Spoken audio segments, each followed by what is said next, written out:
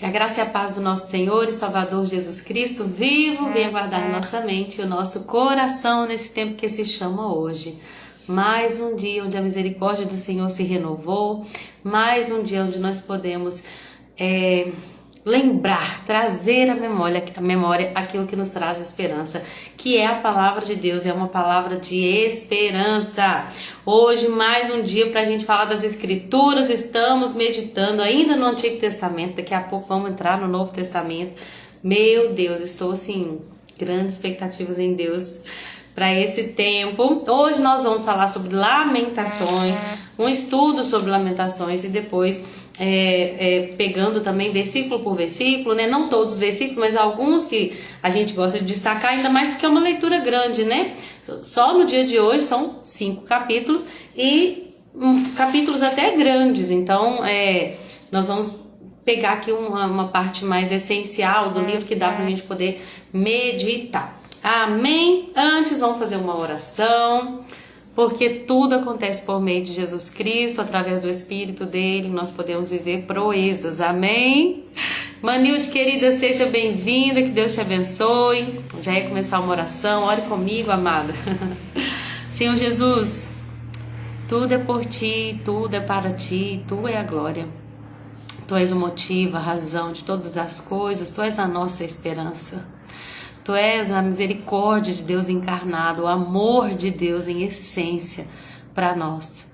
Tu és aquele que vive e é o Senhor. Faremos menção do teu nome, santificado seja o teu nome, Senhor, porque o Senhor é a causa de nós não sermos consumidos. Obrigada, Jesus, por mais uma live, obrigada pela tua palavra, obrigada pela oportunidade, Senhor, de falarmos dela, obrigada, Senhor, pela liberdade de culto, liberdade, Senhor, de falar da Tua palavra, de transmitir a verdade no Brasil, que nós possamos, ó Deus, aproveitar dessa oportunidade, dessa liberdade, Senhor. Não usar da nossa liberdade para dar, ó Deus, acesso à libertinagem, mas usufruir daquilo que temos aqui no Brasil. Obrigada por tudo, nós te louvamos, ó Deus, eu te peço, alcança cada um, quem vai entrar, quem vai ouvir depois, ensina-nos, Senhor, a nos recordar daquilo que nos traz esperança, leva-nos, Espírito Santo, convença-nos do pecado, leva-nos ao arrependimento verdadeiro, genuíno, converte-nos, Senhor, a Ti e seremos convertidos. Que essa live, Senhor, seja um instrumento em Tuas mãos para alcançar quem o Senhor quer alcançar e para transformar a vida de quem o Senhor quer transformar. Não seja, Senhor, a limitação da Lorena que seja, Senhor, instrumento nessa tarde, mas que seja o poder do Espírito Santo através dessa live, em nome de Jesus. Amém? Tia Má, bem-vinda, tia, Deus abençoe. Vamos então falar sobre Lamentações, né? O livro de Lamentações, Edmundo até falou muito sobre ele no domingo de manhã. Nilde não tá mais participando do Café com a Palavra, porque tá servindo, né? Lá na salinha com as crianças. Então, dessa vez agora vai ser novo. Muitas das coisas que Edmundo fala no Café com a Palavra, eu vou repetir aqui. Nós falamos no domingo sobre esse livro de Lamentações. Muitas vezes nós vamos chamar esse livro de Lamentações de Jeremias, mas não está assim comprovado que foi Jeremias que escreveu, embora muito assim, tem muito mais coisas que testificam que veio dele essa autoria do que não, né? No livro não está escrito, no original não está escrito especificamente que o autor foi Jeremias, mas muitos, né, na tradição rabínica vão acreditar que de fato esse livro é uma continuação do livro de Jeremias. Então Jeremias escreveu o seu livro ali com as profecias, com as promessas, com o oráculo, né, com uma parte histórica, e depois então escreveu esses poemas que seria uma continuação do livro de Jeremias. Na Septuaginta, oh Deus, na Septuaginta, que é a Bíblia que o povo ali na época de Jesus, né, a Bíblia que foi escrita em grego, as pessoas daquela época de Jesus tinham acesso a essa palavra, os escribas, né, aqueles que tinham acesso à Bíblia, que não era encadernada ainda nessa época, né, como nós temos a encadernação, mas as pessoas que tinham acesso àqueles rolos dos livros sagrados, elas tinham acesso ao livro de Lamentações com uma notinha da Septuaginta falava que eram Lamentações de Jeremias. Muitos dos versículos são muito parecidos, né? A maneira como é escrito, o sofrimento do profeta, provavelmente não, né? Com certeza, quem escreveu é alguém que participou de todo aquele sofrimento, né? Que foi um testemunho ocular. Então, assim, entende-se que foi de fato Jeremias por causa de todas essas... todos esses argumentos, né, que eu acabei de dizer. É um livro extremamente... ele é poético, né? São poemas, são 5 poemas, mas é lindo porque a maneira como esse livro foi escrito, ela é uma maneira assim incrível. Ele foi escrito de maneira com uma forma poética de ser escrita muito especial. Todos os 5 capítulos, temos 5 capítulos, né? Cada um deles forma um poema, mas os 4 primeiros capítulos eles são escritos em forma de acróstico.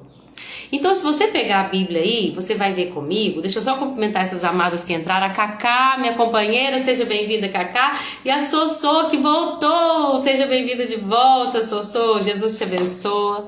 Estava servindo, né, a Jesus Cristo de maneira diferente na semana passada, fora aqui da sua nova região, da sua casa. Mas hoje você pode voltar. Estou muito feliz de ter você aqui conosco de novo, viu?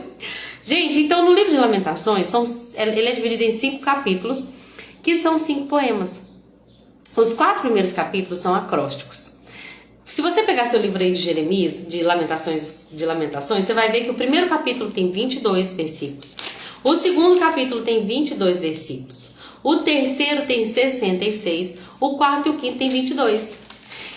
E quando a gente pega o alfabeto grego, a gente vai ver que ele tem 22 letras. Algumas Bíblias até você vai ver os nomes das letras, né, antes de cada versículo. Você vai ver aí Aleph, Bet, Gimel, Dalet e assim por diante. E aí, deixa eu ver o que a Sossô falou. Boa tarde, professora. Senti falta de aprender e escutar seus ensinamentos. Deus te abençoe. Amém, Sossô. Senti falta de você aqui também conosco, viu? Que bom, né? Há tempo para todas as coisas. Glória a Deus por isso. Então, como são 22 letras do alfabeto hebraico, esses capítulos que são em forma de acróstico, eles vão ter 22 versículos, porque cada versículo começa com a letra do alfabeto hebraico. Eu já falei sobre acróstico aqui, quando nós falamos do Salmo 119, né? Então é como se eu pegasse o meu nome, Lorena, e aí começava assim, com o L, li e aprendi da verdade das Escrituras. Ó Deus, que tenhas misericórdia de teu povo. Enfim, tô sem criatividade, mas vocês entenderam. Então, imagina que tudo aquilo que a gente está lendo aqui, que é um texto assim muito bem elaborado, foi elaborado em forma de acróstico, com todas as letras do alfabeto hebraico. O primeiro capítulo e o segundo e o quarto, eles são em forma de acróstico, um versículo para cada letra. O capítulo 3 tem 66 versículos, mas é também acróstico, só que ele tem 3 versículos para cada letra do alfabeto hebraico. E o quinto capítulo, ele não está em forma de acróstico, embora ele tenha também, né, tenha sido dividido em 22 versículos, ele não está em forma de acróstico. E muitos vão falar que esse capítulo, ele sai daquela organização do alfabeto hebraico para mostrar como que a sociedade de Jerusalém, naquele período que tinha acabado de acontecer o exílio e que Jerusalém havia sido destruída, assolada, seus muros destruídos, seu templo queimado, profanado.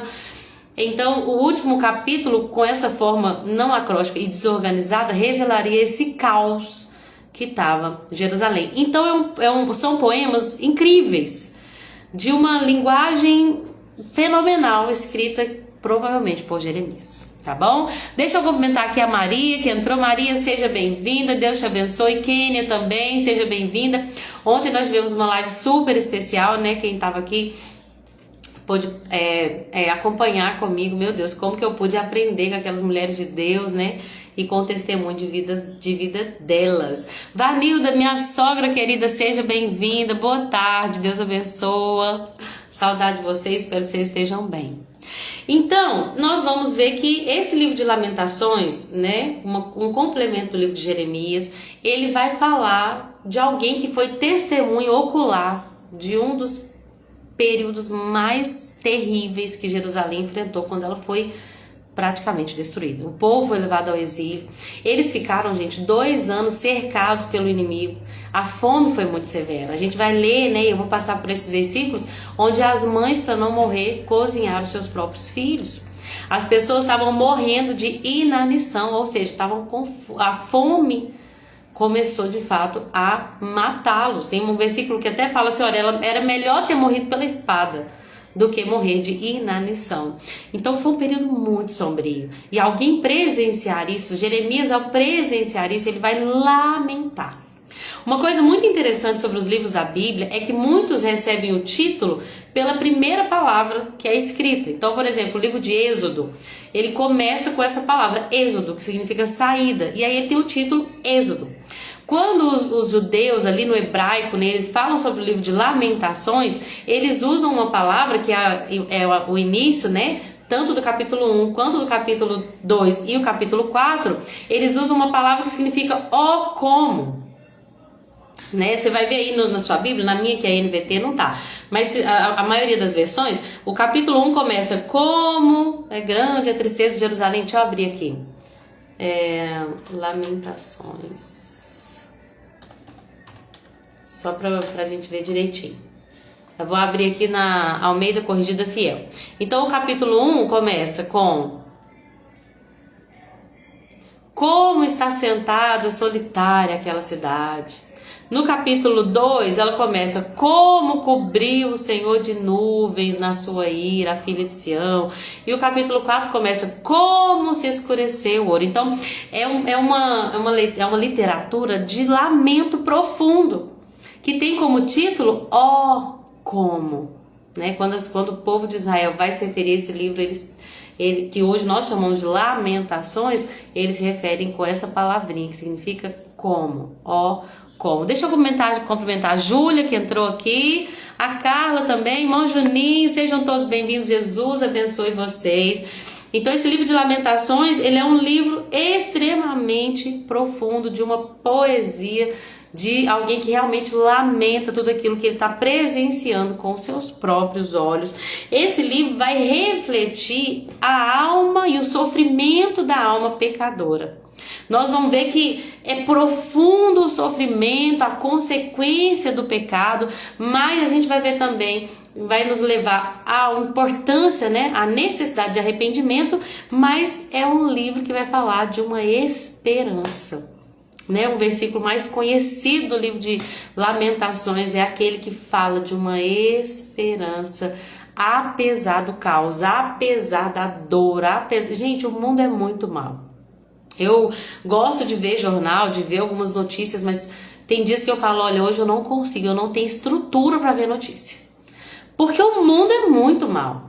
E aqui em Lamentações a gente vai ver o mundo em caos, no maior caos que Jerusalém pudesse viver, mas a gente vai ver também aonde estava a esperança do profeta, que ele fala: eu quero trazer à memória aquilo que me traz esperança. Então nós vamos chegar lá. É um livro que vai falar sobre dor, arrependimento e esperança. No livro de Lamentações, ele é lido todo ano no dia de Yom Kippur, que é o dia da expiação. Lembra que a gente fala que permanece até hoje um dia de jejum, de arrependimento, né? Israel continua com esse dia da expiação, né? Na tradição deles, né? Mesmo os israelitas que não creem em Jesus, eles permanecem por causa da Torá e de toda a tradição, né, que foi escrita ali, que nós lemos em Deuteronômio, ali na lei levítica, né? Então, no dia de Yom Kippur, até hoje, eles leem o livro de Lamentação para se lembrar de como é necessário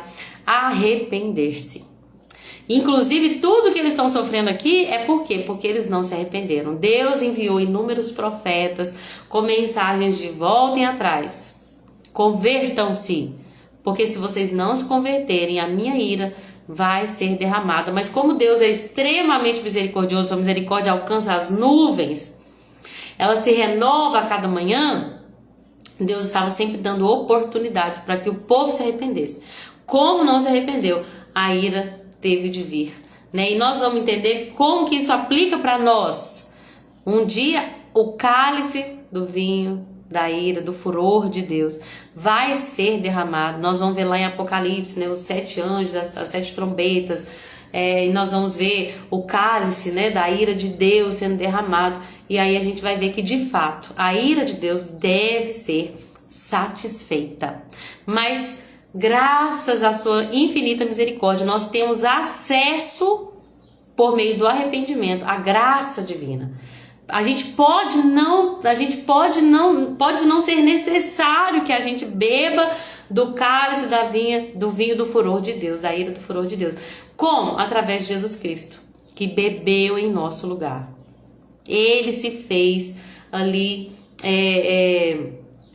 ele se fez maldição por nós. E ele tomou o cálice da ira que não lhe pertencia, porque ele não tinha pecado, mas ele tomou no meu e no seu lugar. E aí a gente não vai precisar passar por toda dor e todo sofrimento que vai acontecer na terra. Vai vir uma grande tribulação, vai ser terrível também. Tudo que Jerusalém viveu de forma muito mais intensa, em alcance global. Mas eu creio em nome de Jesus que a igreja de Cristo não vai estar aqui. Amém? Que nós vamos estar com Cristo. Mas se a gente vier aqui também, ele também vai nos dar vitória. Apesar das tribulações, nós vamos permanecer. Eu creio que os escolhidos vão permanecer. Em nome de Jesus. Então vamos lá. Nós vamos começar com Lamentações, capítulo 1, que vai começar com esse como.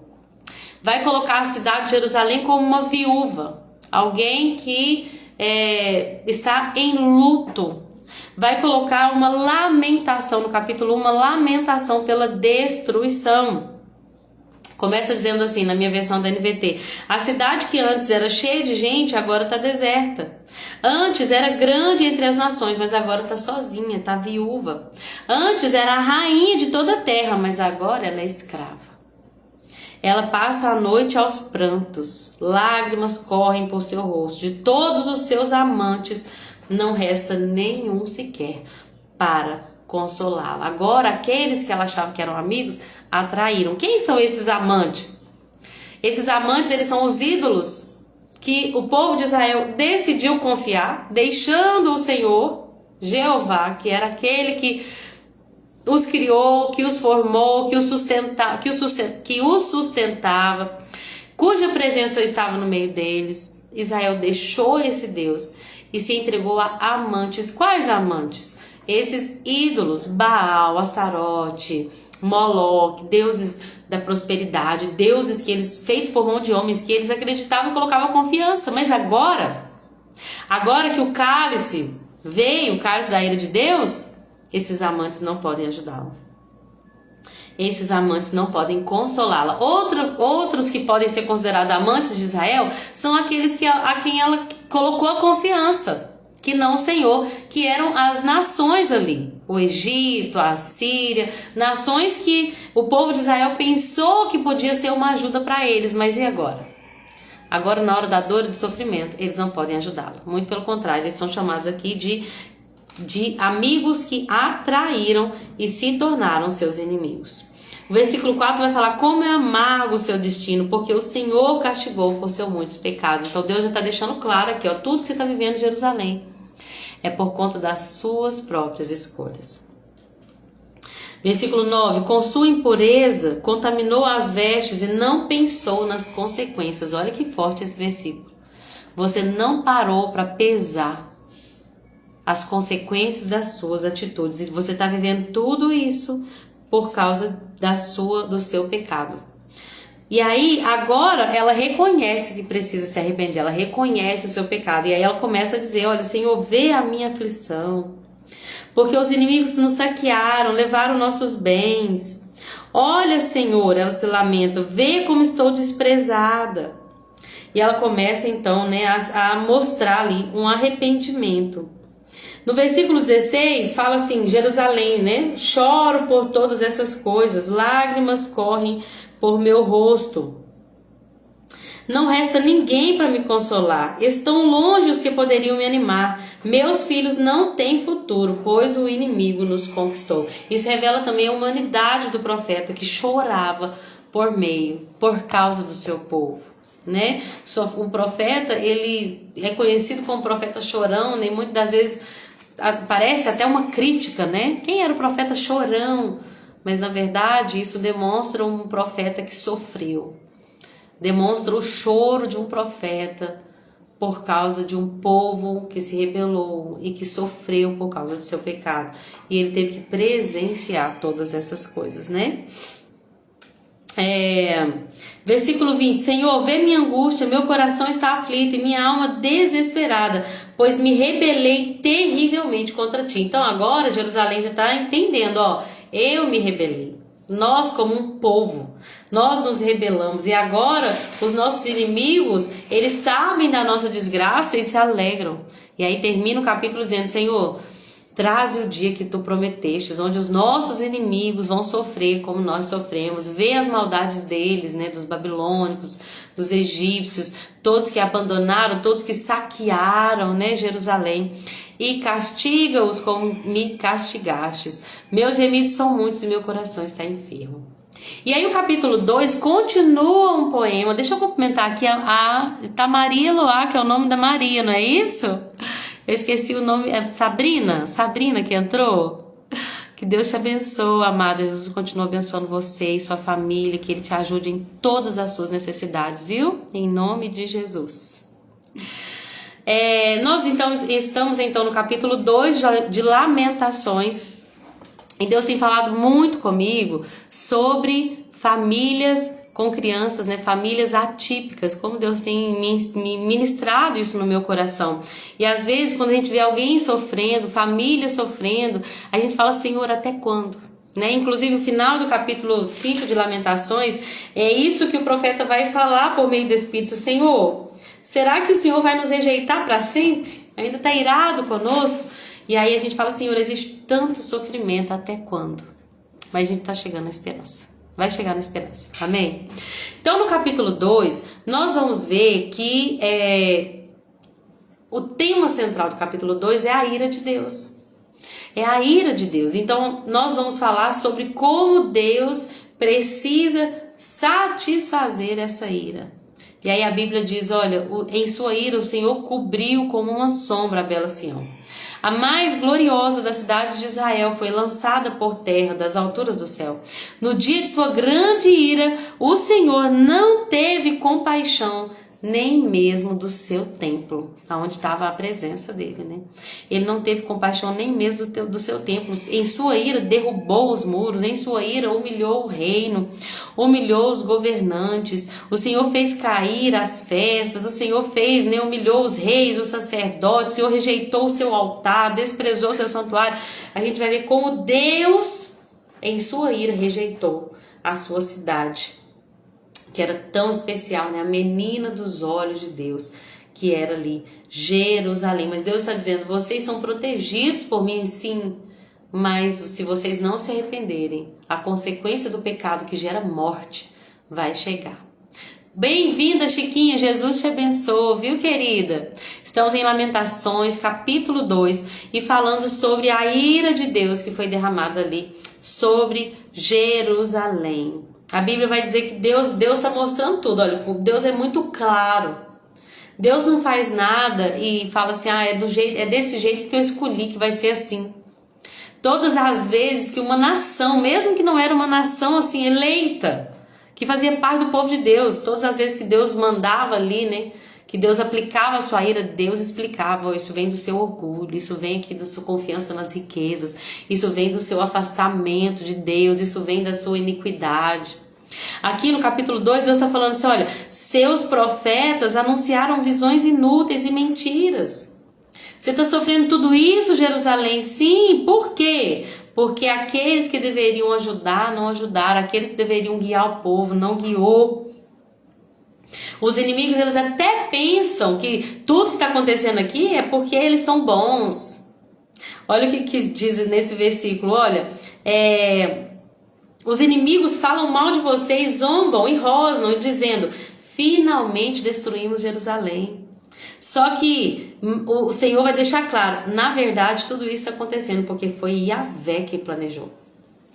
Ele cumpriu suas promessas de trazer calamidade feitas há muito tempo atrás. Toda promessa que Deus cumpriu, chegou o tempo. Então os inimigos, eles são só instrumentos na mão de Deus. Por mais que eles pensem, olha, o que nós fizemos? A intocável Jerusalém, que tinha grandes histórias sobre como Deus destruiu o Egito, despojou o Egito, como Deus, o Deus criador dos céus e da terra, abriu o mar vermelho, e agora nós a destruímos. E Deus vai dizer, não se enganem, inimigos de Jerusalém, que elas só foram destruídas por causa que eu estou cumprindo aquilo que eu prometi há muito tempo. E aí no versículo 19 eu acho lindo que vai falar assim, olha, levante-se Jerusalém, levante-se no meio da noite e clamem, derramem como água o coração diante do Senhor, levante as mãos em oração e suplique por seus filhos, pois desfalece de fome pela rua. O que o profeta está dizendo, Jerusalém? O sofrimento não é para te matar, o sofrimento não é para você fingir que não está acontecendo, o sofrimento é para você derramá-lo aos pés do Senhor. Quando nós estamos sofrendo, não é que eu estou esperando que venha o fim, não é o fim. O sofrimento não é o fim. Não é o fim quando nós estamos, muitas das vezes, até mesmo colhendo de atitudes que nós fizemos no passado, colhendo no presente. Mas o sofrimento não é para nos afastar de Deus, é para a gente derramar o sofrimento na presença dele. O profeta vai falar que, olha, levante Jerusalém, chora, clama por seus filhos. Derrama o seu coração como uma água diante do Senhor, vai para a presença de Deus e se derrama na presença dele, Jerusalém. Clama pelos seus filhos, ora por eles. Não se dê por vencida, não é o fim, ó cidade do Deus vivo. E aí a gente chega no capítulo 3, que é um capítulo que vai falar de esperança. Falamos de dor, de tristeza, de desolação. Mas agora nós vamos entrar no profeta dizendo que há esperança. Ele começa dizendo, olha, eu sou aquele que viu as aflições da vara da ira de Deus. Ele me conduziu para a escuridão e removeu toda a luz, voltou sua mão contra mim repetidamente, fez a minha pele e a minha carne envelhecerem, me quebrou os ossos, me cercou de muros, não consigo escapar. Ainda que eu clame, que eu grite, ele fechou os ouvidos para a minha oração. Parece que Deus tapou os ouvidos para a minha oração. Meu povo ri de mim, o dia inteiro entoam canções de zombaria. Ele me fez beber um amargo cálice de dor. Me fez comer pedrinhas até quebrar os dentes, cobriu-me de pó, me tirou a paz. Eu grito, meu esplendor se foi, tudo que eu esperava do Senhor se perdeu, como é amargo recordar meu sofrimento e o meu desamparo. Olha isso, como é amargo recordar o meu sofrimento e o meu desamparo. Sempre me lembro desses dias terríveis enquanto lamento a minha perda. Muita dor, né? O capítulo inteiro. O profeta está falando, olha, tá difícil, tá ruim, tá terrível.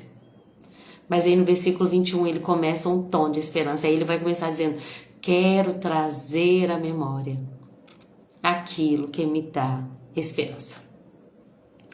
Eu posso me lembrar do meu sofrimento. Eu posso me lembrar das cenas traumatizantes que eu enfrentei, da quantidade de pessoas caídas no chão, espalhados seus corpos. Eu posso me lembrar das crianças morrendo de inanição. Eu posso me lembrar de toda essa tristeza, mas eu escolhi trazer à memória aquilo que me dá esperança. E quando eu li isso, o Senhor falou profundamente ao meu coração. O que tem ocupado a sua memória, minha filha? Você está lembrando de quê?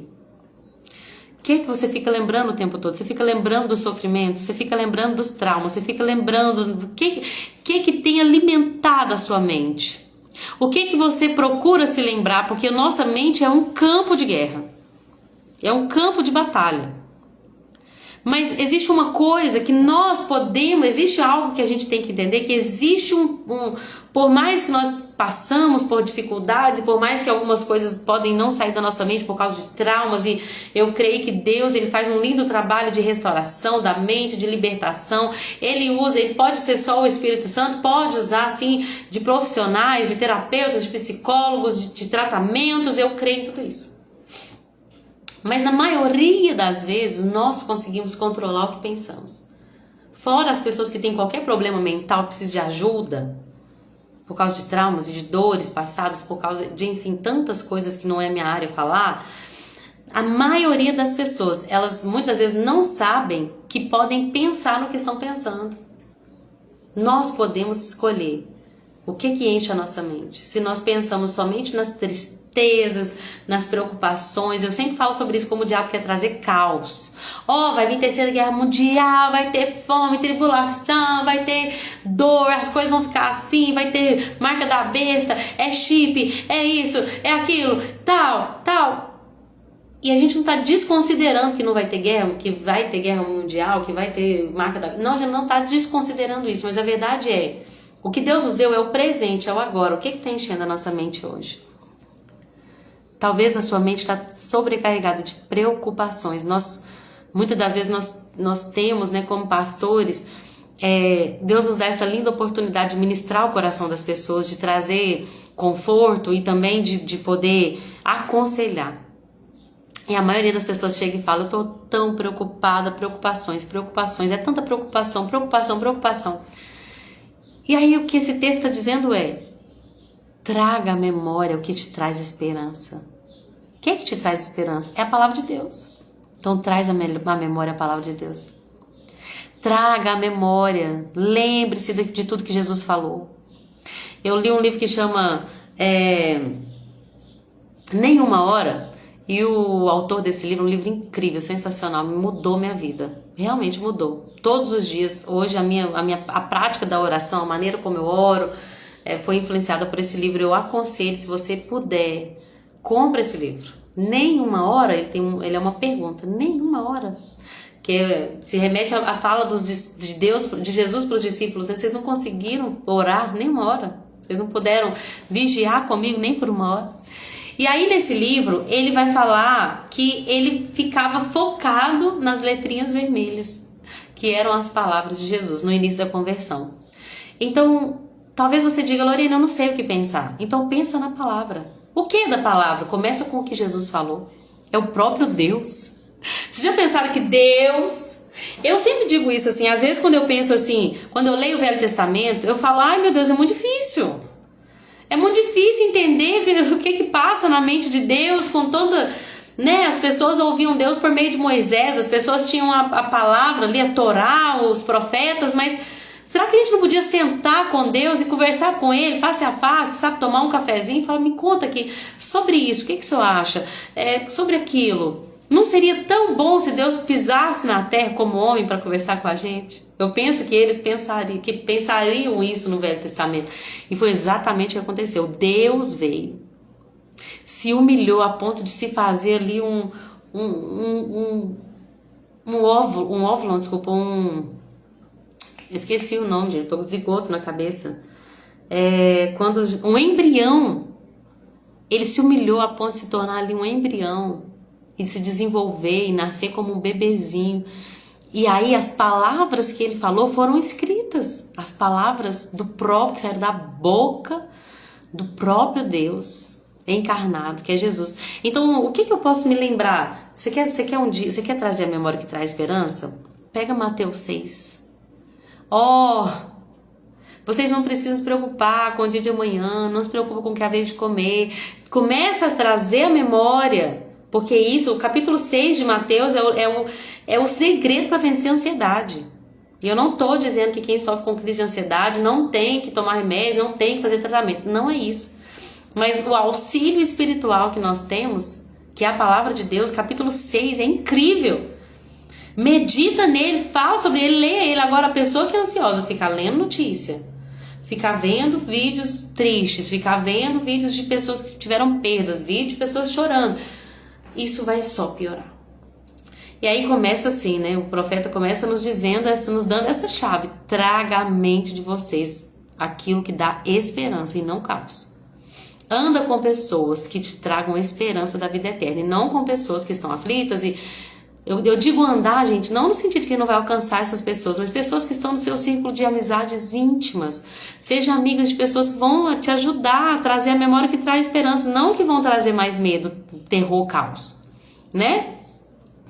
E aí ele continua dizendo, aquele versículo é o mais conhecido, um dos mais conhecidos da Bíblia, né? O amor do Senhor, a misericórdia do Senhor não tem fins. Deixa eu ler em outra versão, que essa aqui tá diferente, eu gosto, a gente tem uma memória afetiva, né? Versículo 22. Deixa eu só colocar aqui, gente, nessa outra versão. As misericórdias do Senhor são a causa de não sermos consumidos, porque as suas misericórdias não têm fim. Então, o que o profeta está lembrando? Que Deus é misericordioso. Ele lembra que Deus, em sua infinita bondade, não desiste do seu povo, que não é o fim, não é o fim. Parece que é o fim, no fundo do poço, exatamente do jeito que Jeremias passou, parece que acabou. Mas as misericórdias do Senhor são a causa de não sermos consumidos.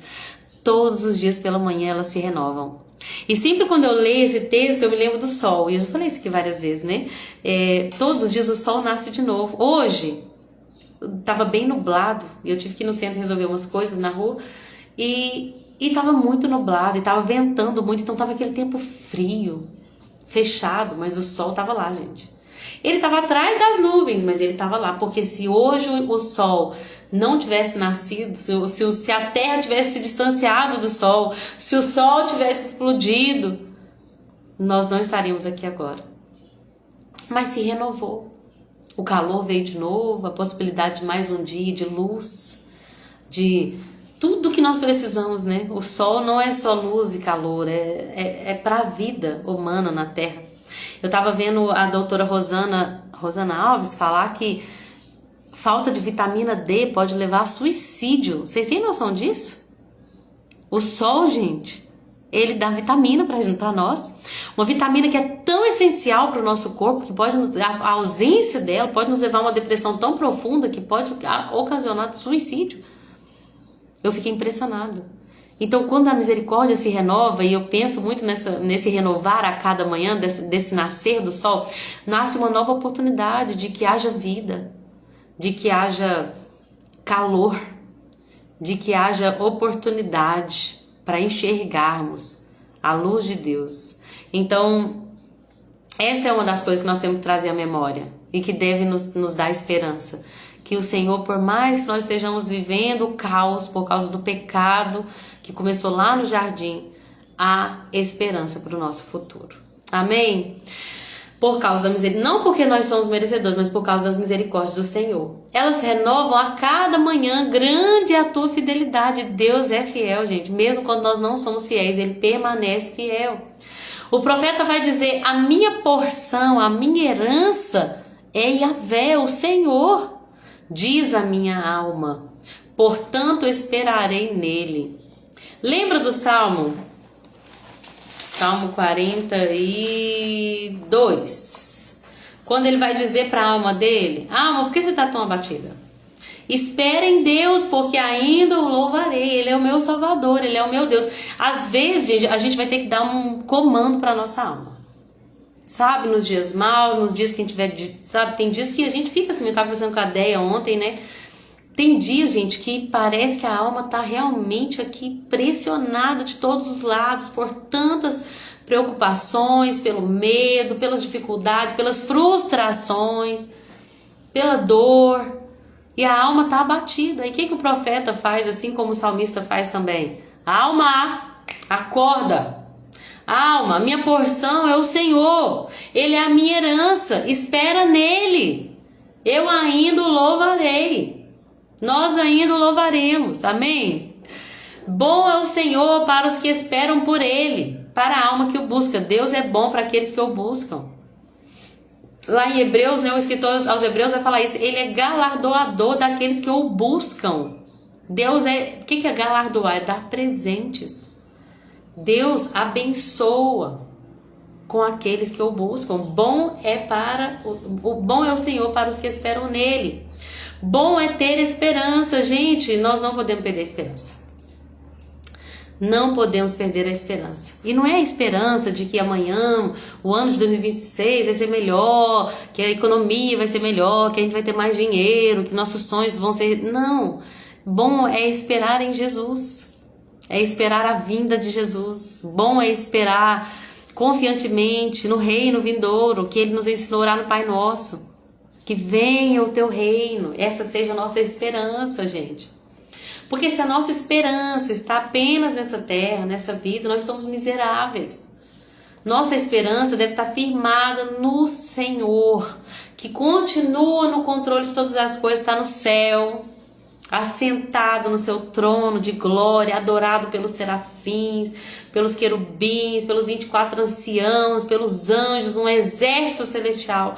Nada saiu do controle dele. Ele é soberano. Se nós tivermos esperança no Senhor, Ele é bom para aqueles que nele esperam. O versículo 26 fala: bom é ter esperança e aguardar em silêncio a salvação do Senhor. Eu não sei o que significa guardar em silêncio, mas eu sempre me veio à mente quando eu li aqui agora sobre a murmuração. Aguardar sem reclamar. Né? A palavra de Deus vai dizer lá em Salmo 40, até o irmão Luiz pregou sobre isso no domingo. Salmo 40, o que o salmista vai dizer? Esperei com paciência no Senhor, e Ele se voltou para mim e ouviu o meu clamor. Todo mundo tem que esperar, fato, mas será que nós temos esperado com paciência? Será que nós temos esperado com paciência, ou será que temos esperado, aguardado? Será que temos aguardado em silêncio, ou será que temos murmurado, desistido, nos tornado infiéis e incrédulos quanto à promessa do Senhor? E aí, esse capítulo continua, né? Tem 66 versículos. Deixa eu achar onde que eu tô aqui. O versículo 27 na NVT diz assim: é bom as pessoas se sujeitarem, ainda jovens, ao jugo da disciplina, que permaneçam sozinhas e em silêncio sob o jugo do Senhor. Ou seja, nós estamos sofrendo, mas não vamos reclamar não, vamos aceitar a disciplina do Senhor. E aí tem o versículo 29, né? Põe a sua boca no pó, talvez ainda haja esperança. Vai ter dia que a gente vai ter só isso, gente. Colocar a nossa boca no pó, a gente se prostrar diante dos pés do Pai. E esperar que haja esperança. Esperar, talvez ainda haja esperança. Coloca a tua boca no pó. A Bíblia diz assim, olha, dê a sua face ao que te fere, farte-se da afronta, pois o Senhor não rejeitará para sempre, porque ainda que entristeça alguém, usará de compaixão, segundo a grandeza das suas misericórdias. O versículo 32 fala assim na NVT: embora Deus traga tristeza, também mostra